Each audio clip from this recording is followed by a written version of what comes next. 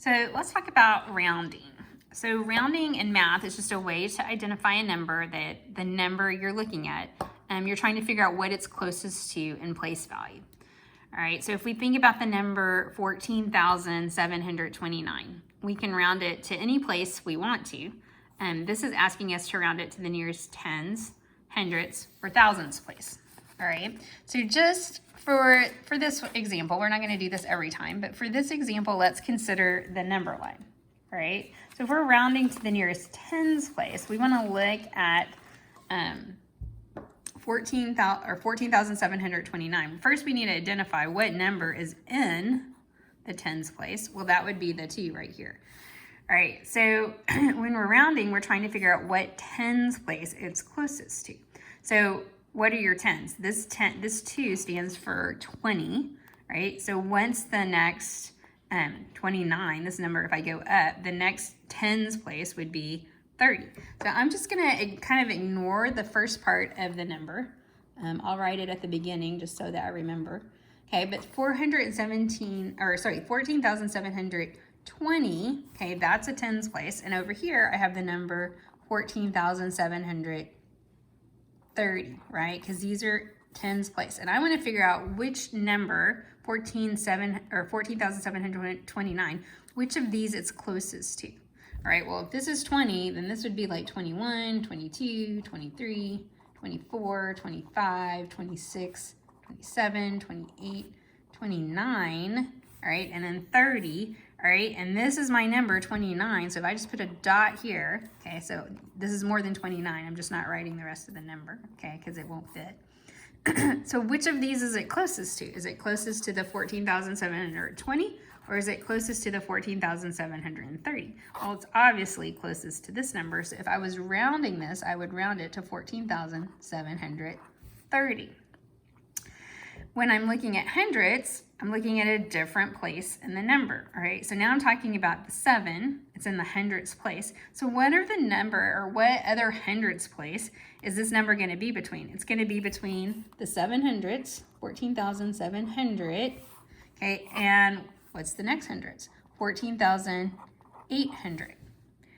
And so if I look at what's in between these, all right, I could go up, let's go up by tens, all right? I'm trying to figure out where is 729, all right? Well, if this number is like 710, and this is 720, and 730, and 740, and 750, 760, 770, 780, 790, all right?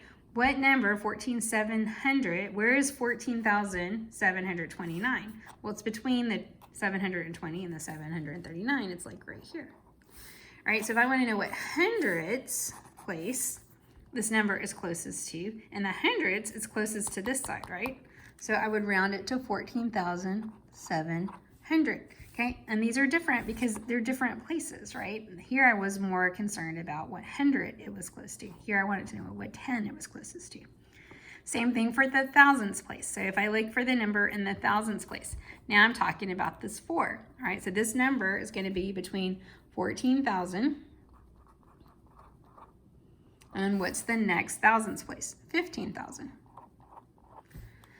And so I can think of each of these, I can go up by 100. This is like 14,100 or 4,100. This is like 4,200 and 4,300 and 4,400, 4,500 and 4,600 and 4,700 and 4,800, 4,900. All right, so then what thousand is this number, 14,729, going to be closest to? Well, where is the 4,729? It's between what? It's between 4,700 and 4,000 or 4,800, right? So it's somewhere in between here. So what thousand place is this dot closest to? Is it closer to the 14,000s or the 15,000s? Well, obviously, right, it's going to be closer to the 15,000. So if I'm rounding it to the thousands place, then I'm going to get a completely different answer because of where I was, because of the place value I was looking at. So when you're rounding, there's some rules you can follow. And I found this fun little rhyme, so maybe this will help you. But you want to mark your place. That means you need to figure out what you're rounding to, what place you're rounding. Then you always look next door to the number you're rounding, all right? So if I'm rounding to the nearest tens place, I still had to look at the ones place, right? I had to know what the ones place was so that I would know what 10 it was closest to. So you always look next door, and that would be to the right. And then if it's 5 or greater, so sometimes you get right in between, you get a number right in the middle. When that happens, you always round up, you always go up. But if it's less than 5, you're always gonna round to the left. Then the numbers in front stay the same. So notice we didn't change the 1 ever, right? Sometimes we didn't change the 4. But then everything that came after what we were rounding to changed to a 0. So let's just kind of use these rules, right, to round the number 237. So I want to round it to the nearest tens place. So if I look at the number 237, I'm going to mark my place, right? This is the tens place here. So this is 1, tens, hundreds. Then I'm going to look next door. Where's next door? It's right here. This is next door, right? So if I look at the 7, is 7 5 or greater? Well, 7 is greater than 5. So what do? I add 1 more to what? To the tens place. I'm going to add a 1 here. All right, the numbers in front stay the same. So the 2 stays the same. The 1 and the 3, I'm going to add together and get 4. And then what comes next? Numbers behind, zeros they name. So the 7 is now a 0. So 237 is closest to 240. So this would be rounded as 240. All right, so let's practice that. You want to round 345 to the nearest hundred. So mark our place. Where is the hundred place? Hundred. That would be right here. Ones, tens, hundred. Look next door. So what's next door to the 3? The 4. All right. Is the number 5 or greater? Nope. So I'm not going to add anything to that. The numbers in front stay the same. Okay, so you can add, so there's not a number in front. I'm not adding anything to the 3, so it stays a 3. And then the numbers behind, okay, zeros they name. So these are all going to become zeros. All right, look at T. Round 43.8, or if I say that with place value, 43 and 8/10 to the nearest whole number. Now, whole number, sometimes people don't recognize that means the ones place, but it does. We're going to use that term, whole number, a lot this year. So which of these numbers is in the ones place? Well, the ones place is always where? It's always to the left of the decimal. So that would be this number here. I'm going to mark that, and then I'm going to look next door. I have a decimal next door, but I'm looking at the number next to that. So that would be the 8. Is this number 5 or greater? Yes, it is. So what happens when it's 5 or greater? Add 1 to this, right? So my numbers in front stay the same. The 4 stays the same. I add 1 plus 3, that gives me 4, and then everything behind that, right, becomes a 0. So I can put 0.0, or I could just write this as 44, because it means the same thing.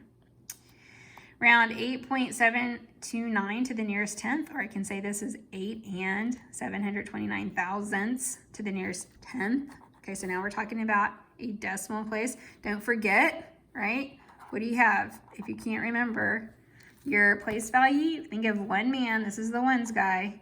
Okay, under the rainbow, where's the decimal? It's right there. And then what goes on either side of him? You have tens and you have tenths. And you can draw another one. You have hundreds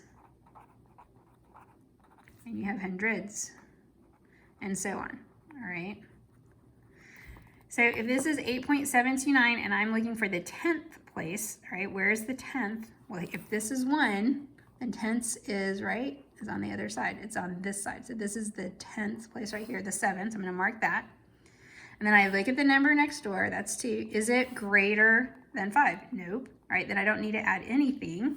Right, so these numbers stay the same, 8.7, and then everything else changes to a 0. Now, do I have to write the zeros after the decimal? Nope, because they're not changing the number. I could write either one. It's not wrong if you do.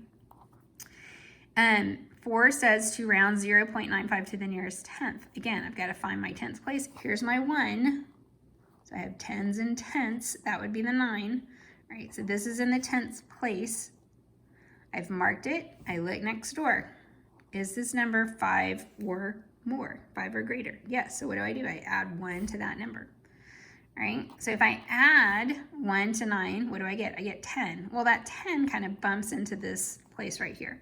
So I can't put a 10 where I only have room for one number. So the 10, the 1 goes here, and then the 0 goes here, like 10 tenths is just one whole. And then the 5 becomes a 0, right? It goes to 0. So do I need those 2 zeros? No, I could just write it as 1. Number 5. Round 165 and 3/10 to the nearest whole number. What is whole number? It's the ones place, so that would be the 5. Mark it and look next door. Is the 3 5 or greater? Nope, it's under 5. All right, so I'm not going to add anything to this. The numbers in front then stay the same, and the 5 stays the same. And then everything else changes to 0. So this becomes a 0.0. Don't have to have it because it's following the decimal. Number 6 says round 42 and 456 thousandths to the nearest hundredth. All right, so here's my ones place. Where's hundredths? If this is 1, then these are tenths. So this would be hundredths right here. All right, I've marked it. I look next door. That's a 6. Is 6 5 or greater? Yes, it is. Then I'm going to add a 1 here. All right, everything else stays the same. 42.